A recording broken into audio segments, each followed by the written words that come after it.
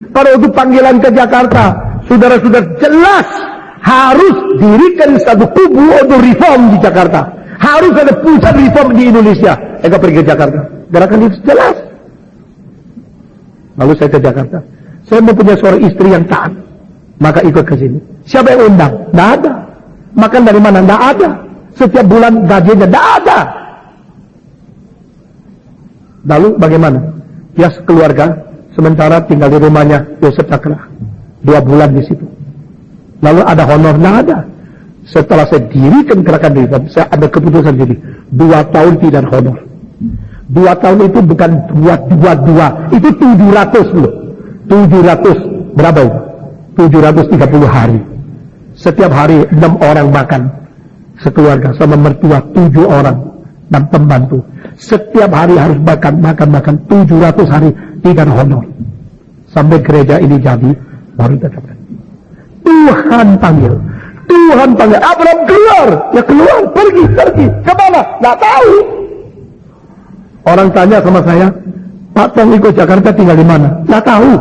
Rumahnya tidak ada. Bagaimana? Sampai di Jakarta sudah tinggal 1 bulan lebih. Ada telepon dari luar negeri. Engkau pindah ke Jakarta. Tinggal di mana? Saya bilang tidak tahu. Pindah sementara di rumah orang lain. Oke, saya akan pinjamkan uang untuk kamu beli rumah. Hah?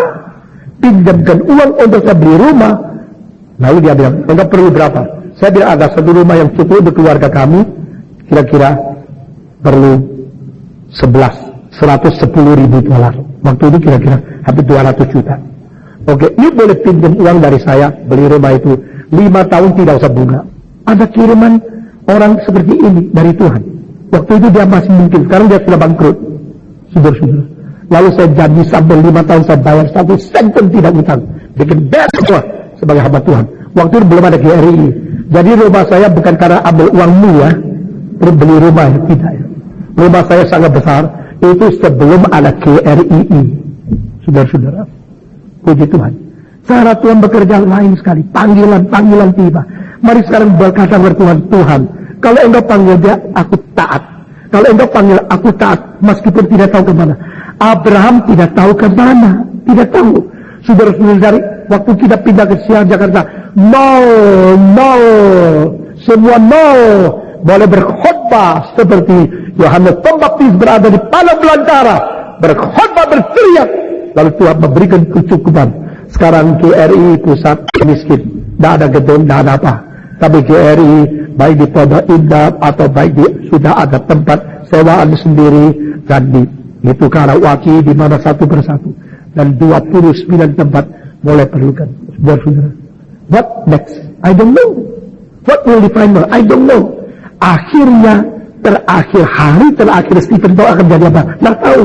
Mungkin saya dibunuh, mungkin ditembak, mungkin digantung, mungkin dicincang, mungkin matinya enak, tidur terus bangun, mungkin ledak di kapal terbang. Saya nggak tahu. Saya cuma tahu when I live even one day, that day belongs to God. Kalau saya masih hidup 1 hari itu milik Tuhan. Kalau saya masih hidup 1 hari, harus kekuatan tenaga untuk mati-mati bekerja bagi Tuhan.